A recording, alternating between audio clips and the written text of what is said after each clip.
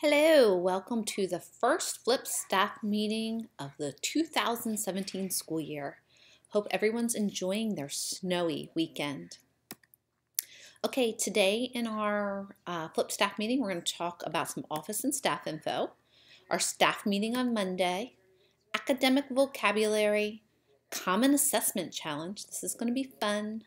Our chat goals, our Apple Teacher Challenge, upcoming learning labs and learning labs throughout the rest of the year, and some miscellaneous stuff in a letter to families that I'm going to send.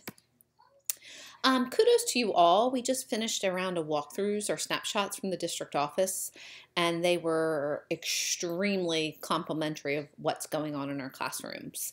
I know this, you know this, we know this, but it's nice to hear it from somebody else as well, so great job. I'd like to congratulate our girl, Christy Marsh, in her new role as senior secretary. She's doing a great job, pretty much doing two jobs in one right now, as she is working to train Laura Brown, who's our long-term sub. Christy's position is actually posted, and we should be interviewing in a week or so. Welcome back to Miss Mallory Tartle. She's been away with her new little baby and has returned. Thanks to Amanda Hale for filling in for Mal, and now is in for Kim Hall for a little bit. And Sue Hall will be here for about a month for Gail Drummond. So we're excited to have our people and wish everybody who's going through stuff the best. And Hannah Peterson also just came back from a foot surgery, and she's doing great. Just some information from the office. Laura Brown does have an email address, and it's the normal laura.brown. Please make sure you're checking your mailboxes regularly. Fill out those pink forms. Make sure you're doing professional development forms, and mostly just be patient with us in the office as we are going through our transition. I'm learning some things that I didn't know, so just be patient with us. I know you will be. Thank you. So our staff meeting is going to be Monday. We're going to meet as a whole group in the cafeteria, and we are lucky enough to have the stylings of Miss Heidi Quillen giving us a PBS update. We're going to talk about our reset that's occurred, some social thinking, and our PBS reward for January. I know Kim and I were very pleased as we were going around how everybody has gone over the behavior expectations.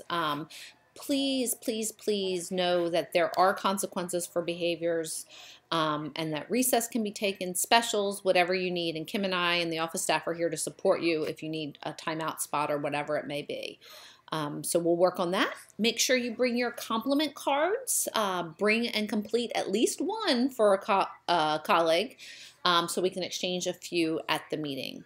And there'll be a brief update from Kim and I, and then of course there will be some time for CHEA, as always, led by Steph. So one thing that we did find in all the walkthroughs was academic vocabulary was not obvious during that small piece of time. I see it, I see word walls, I know there's lessons with it, but just a reminder, I have an article here with the 10 do's and don'ts of academic vocabulary.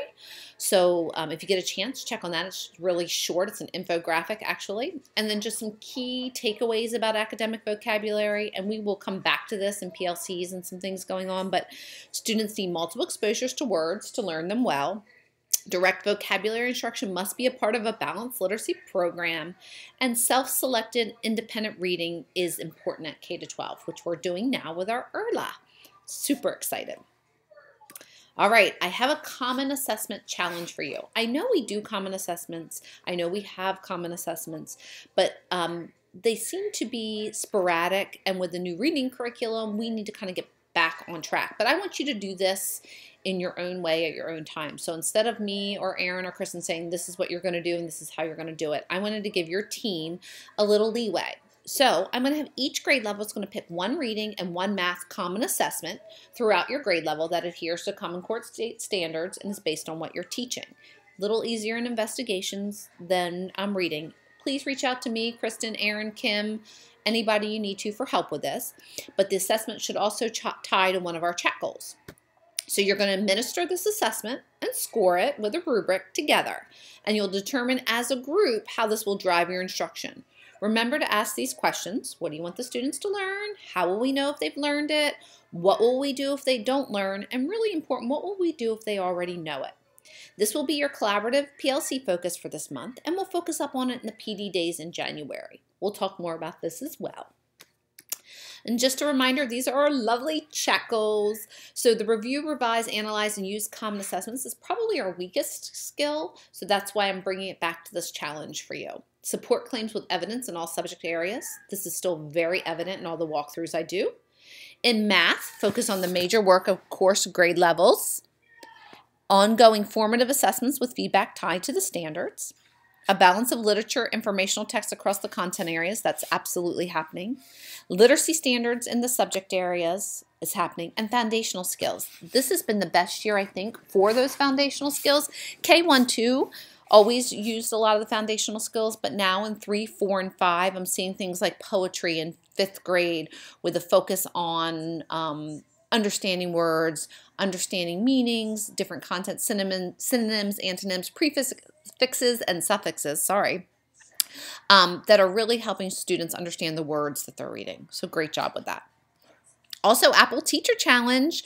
I know we have a couple people who are officially Apple teachers, Jen Guido, Deb Sharp, Melissa Tuttle, and a few more, so keep it up. I've taken about 2 quizzes so far, and I'm working through them and hope to be done by the end of the week. I thought I knew a little more than I did, but that's okay. Learning is always good. So good luck, and hopefully you'll take the Apple Teacher Challenge sometime this year for chip hours because we may start to need them if we have another snowstorm like we did this weekend. Learning labs. We want to make it work for your team. So we need to start thinking if you want to go back to our original focus of learning labs last year, if we want to continue on with our WIN focus, or if there's another focus that your team needs. We want to meet your needs. We need this time. This is great. I mean, you have experts, Kristen, Aaron, all of you. I don't add much to the party, but I can help facilitate stuff to make things happen. So let's use this time for the best of our ability for us to be learners and for our students to benefit. So just start thinking about that.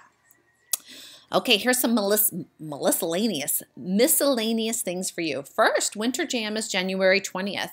If you'd like to go or you're considering going, just shoot me an email and maybe we can get a group together to go. It should be a lot of fun. My 40th birthday is right around the corner from that, so we could make it a mini celebration.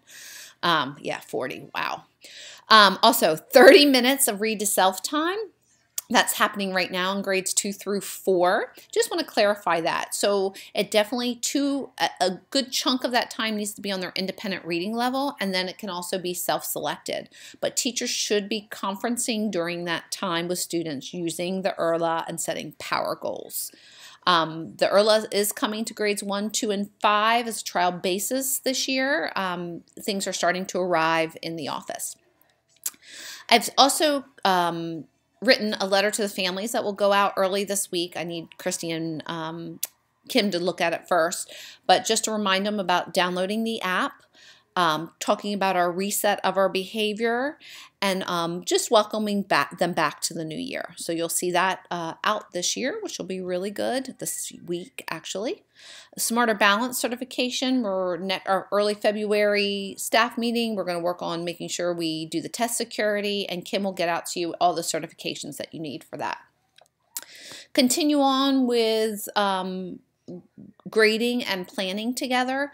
These are huge things when I walk around for the walkthroughs and Kim walks around that we talk about is how you can tell there's been conversations about what you're doing and work on trying to continue to grade together as well.